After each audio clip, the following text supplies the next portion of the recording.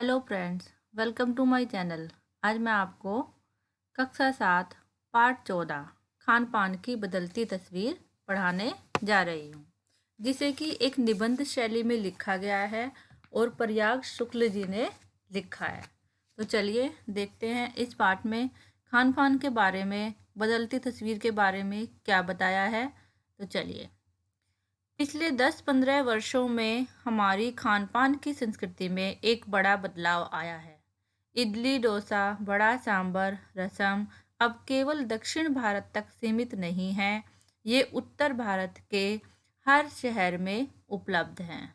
और अब तो उत्तर भारत की ढाबा संस्कृति लगभग पूरे देश में फैल चुकी है।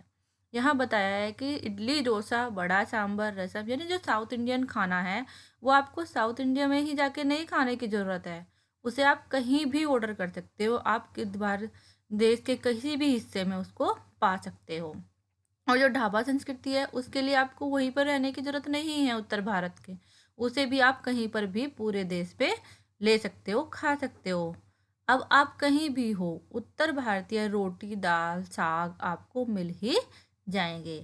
फास्ट फूड, तुरंत भोजन, जो कि फटाक से बनने वाला खाना होता है, का चलन भी बड़े शहरों में खूब बड़ा है। यानी कि जो नूडल्स वगैरह होते हैं, इनका चैनल जो भी है बहुत ज़्यादा तेज़ी से बढ़ा है। ये सभी को पसंद आने वाली चीज़ें हैं, बच्चे, बूढ़े, जवान, हर किसी को इसका स्वाद भाता है। इस फास्ट फूड में बर्गर, नूडल्स जैसी कई चीज़ें शामिल है। एक ज़माने में कुछ ही लोगों तक सीमित चाइनीज़ नूडल्स अब संभवतः किसी के लिए अजनबी नहीं रहे। यानी कि एक टाइम ऐसा था कि इन चीज़ों को सिर्फ कुछ ही लोग जानते थे, कुछ ही लोगों तक सीमित थी ये चाइनीज़ नूडल्स। लेकिन अब क्या है, अब हर घर में कहीं भी देखो आपको ये सब चीज़ें मिल जाएंगी। 2 मिनट नूडल्स के पैकेट बंद रूप से कम बच्चे, बूढ़े सभी परिचित हो चुके हैं। इसी तरह नमकीन के कई स्थानीय प्रकार अभी तक भले मौजूद हो, लेकिन आलू चिप्स के कई विज्ञापित रूप तेजी से घर घर में अपनी जगह बनाते जा रहे हैं। यानी कि नमकीन तो काफ़ी वैरायटी की होती है, बहुत सारी तरह की होती है, लेकिन जो आजकल बच्चों को, बड़ों को, हर किसी को आलू के चिप्स पसंद आ रहे हैं, वो हर किसी उस घर में आसानी से मिल जाएंगे। बच्चों को रोज़ खाने को ये वाले चिप्स हैं तो उन्हें बड़े पसंद आते हैं। गुजराती ढोकला, गाठिया भी अब देश के कई हिस्सों में स्वाद लेकर खाए जाते हैं। यानी कि ढोकला, गाठिया वगैरह कहाँ पर मिलते थे? पहले गुजरात में मिलते, लेकिन अब इन्हें आप कहीं भी देश के किसी भी हिस्से में पा सकते हो। और बंगाली मिठाइयों की केवल रस भरी चर्चा ही नहीं होती, वे कई शहरों में पहले की तुलना में अधिक उपलब्ध है। यानी कि हर जगह पाई जा सकती है। यानी स्थानीय व्यंजनों के साथ ही अब अन्य प्रदेशों के व्यंजन पकवान भी प्राय हर क्षेत्र में मिलते हैं। और मध्यम वर्गीय जीवन में भोजन विविधता अपनी जगह बना चुकी है। यानी कि पहले स्थानीय व्यंजन मतलब जो भी वहाँ के जगह के फेमस होता था वहीं पर ही मिलता था। अब आप उसे कहीं भी, जहाँ देश के किसी भी कोने में पा सकते हो, खा सकते हो। और जो मिडिल क्लास फैमिली है उनमें भोजन की विविधता, यानी कि डिफरेंट डिफरेंट टाइप के खाने उन्हें मिल रहे हैं। कुछ चीज़ें और भी हुई हैं, मसलन अंग्रेजी राज तक तो जो ब्रेड केवल सहाबी ठिकानों तक सीमित थी, वह कस्बों तक पहुंच चुकी है और नाश्ते के रूप में लाखों करोड़ों भारतीय घरों में सेक की तली जा रही है। यानी कि जो ब्रेड पहले अंग्रेजी राज, यानी कि उन्हें सीमित, उन तक ही सीमित थी, उन लोगों, बड़े बड़े लोगों के घरों में ही ब्रेड पाई जाती, लेकिन अब क्या है कि वो हर किसी के घर में, हर किसी के भी घर में सुबह नाश्ते में आपको ब्रेड मिल जाएगी। और ब्रेड भी कई तरह की ब्रेड है, white bread, brown bread, sandwich bread, यानी कि उसमें भी आपको वैरायटियाँ मिलेगी। खान पान की इस बदली हुई संस्कृति से सबसे अधिक प्रभावित नई पीढ़ी हुई है। जो आजकल के बच्चे हैं वो इससे सबसे ज़्यादा पीढ़ी प्रभावित हुए हैं, जो पहले के स्थानीय व्यंजनों के बारे में बहुत कम जानती। यानी कि उन्हें पहले के जो एक किसी त्योहार पे एक खाना बनता था, एक स्पेशल खाना बनता था, उनसे वो ज़्यादा उन्हें नहीं पता है उसके बारे में।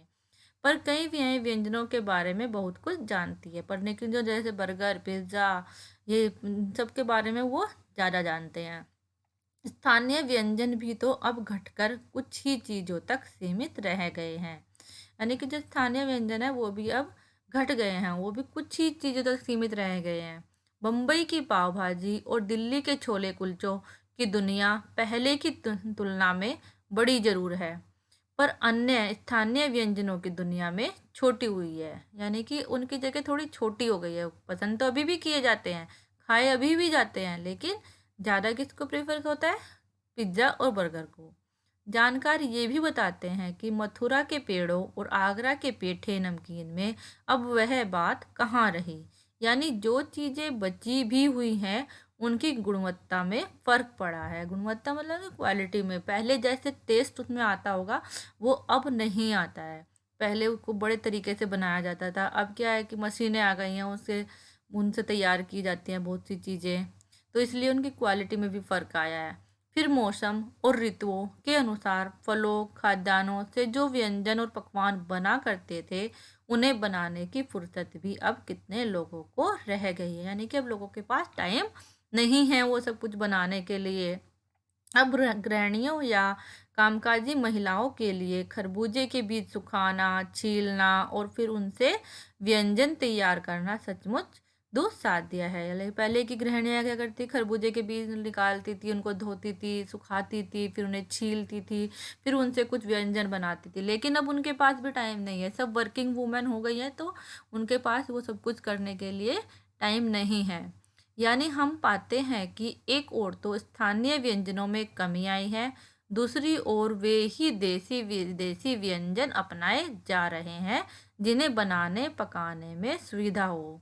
यानी कि स्थानीय व्यंजनों में कमी आई है और दूसरी तरफ हम क्या एक बेनिफिट क्या देखते हैं कि देसी विदेशी यानी कि देश के भी खाए जाने वाले विदेशी भी व्यंजन अपनाए जा रहे हैं, जिनको बस फटाफट आप कुक कर लिया और खा लिया, जिसमें आपको ज़्यादा टाइम छीलना, काटना, पकाना वो सब चीज़ें की ज़रूरत ना पड़े और सब आपकी सुविधा अनुसार टाइम की बचत के अनुसार बन जाए।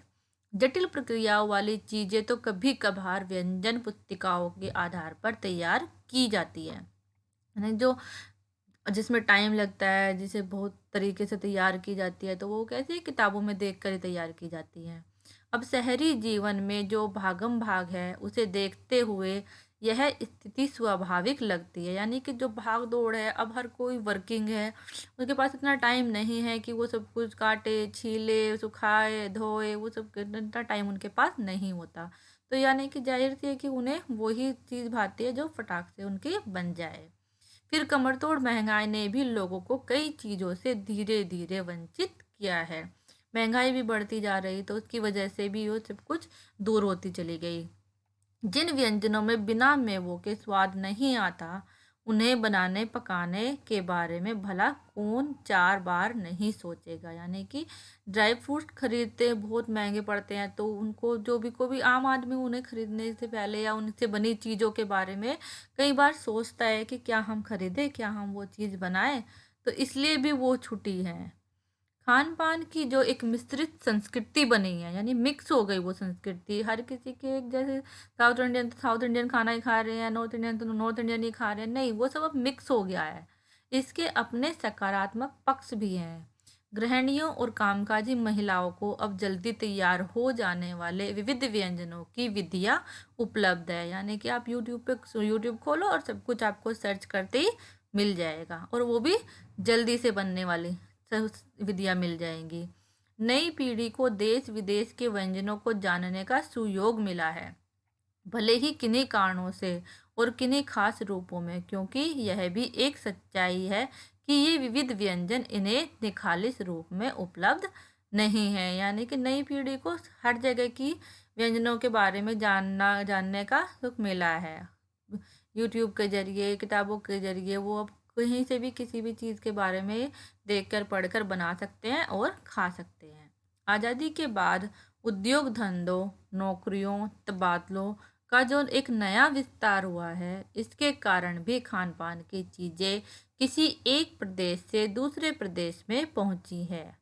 बड़े शहरों के मध्यम वर्गीय स्कूलों में जब दोपहर के टिफिन के वक्त बच्चों के टिफिन डिब्बे खुलते हैं तो उनसे विभिन्न प्रदेशों के व्यंजनों की एक खुशबू उठती है। यानी कि अजय बात, उद्योग धंधे, नौकरियां, तबादले, ट्रांसफ़र हुए, कुछ लोग कहीं से साउथ से नॉर्थ में आए, नॉर्थ से साउथ में गए, या कहीं किसी जगह से दूसरी जगह पर गए तो बन गए, तो वो और जो उनके मिडिल क्लास स्कूल के जो या फैमिली के बच्चे या कोई भी अपना जो टिफ़िन लेके जाते हैं, उनकी मम्मियाँ वही खाना बनाती हैं, तो सभी का जब वो डिब्बे खुलते हैं तो उनकी सबकी अलग अलग रेसिपी होती है, अलग अलग खाना होता है, तो उनकी खुशबू उड़ती है।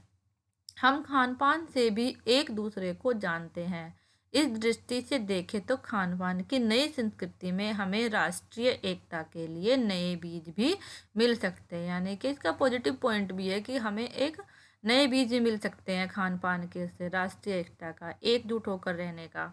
बीज भली भांति तभी अंकुरित होंगे जब हम खान पान से जुड़ी हुई दूसरी चीज़ों की ओर भी ध्यान देंगे। मसलन हम उस बोली, बानी, भाषा, भूषा आदि को भी किसी न किसी रूप में ज़्यादा जानेंगे जो किसी खान पान विशेष से जुड़ी हुई है। यानी कि किसी की जो स्पेशल एक वो चीज़ है खाने की, या अगर हम उनकी बोली को भी जाने, उनकी भाषा को भी पहचाने, तो तभी एक अच्छी बात हो सकेगी, ज़्यादा उस चीज़ों के बारे में हम जुड़ सकेंगे। इसी के साथ ध्यान देने की बात यह है कि स्थानीय व्यंजनों का पुनरुद्धार भी जरूरी है, जिन्हें अब एथनिक कहकर पुकारने का चलन बढ़ा है। ऐसे स्थानीय व्यंजन केवल 5 सितारा होटलों के प्रचार था नहीं छोड़ दिए जाने चाहिए। 5 सितारा होटलों में वे भी कभी कभार मिलते रहें, पर घरों बाजारों से गायब हो जाए तो यह एक दुर्भाग्य ही होगा। अच्छी तरह बनी पकाई गई पूड़ियाँ, कचौड़ियाँ, जलेबियाँ भी अब बाज़ारों से गायब हो रही हैं। यानी कि जो पूड़ियाँ, कचौड़ियाँ और जलेबियाँ वगैरह थे, उसे भी बोला गया है कि अब ये बाज़ारों से गायब होती जा रही हैं। मौसमी सब्जियों से भरे हुए समोसे भी अब कहाँ मिलते हैं। उत्तर भारत में उपलब्ध व्यंजनों की भी दुर्गति हो रही है। यानी कि पहले समोसे आलू से भरे हुए होते थे, सब्जियों से भरे हुए हुआ करते थे, अब क्या बनने लगे हैं, समोसों में भी अब नूडल्स भरे जाने लगे हैं। अचरज नहीं कि पहले उत्तर भारत में जो चीज़ें गली मोहल्लों की दुकानों में आम हुआ करती थी, उन्हें अब खास दुकानों में तलाशा जाता है। यानी कि जो गली मोहल्लों में छोटी मोटी की दुकानें होती थी, उन पर मिल जाया करती थी खाने की चीज़ें, अब उन्हें किन्हीं खास दुकानों में देखा जाता है। यह भी एक कड़वा सच है कि स्थानीय व्यंजनों को हमने तथाकथित आधुनिकता के चलते छोड़ दिया है और पश्चिम की नकल में बहुत सी ऐसी चीज़ें अपना ली हैं जो स्वाद, स्वास्थ्य और सरसता के मामले में हमारे बहुत अनुकूल नहीं हैं।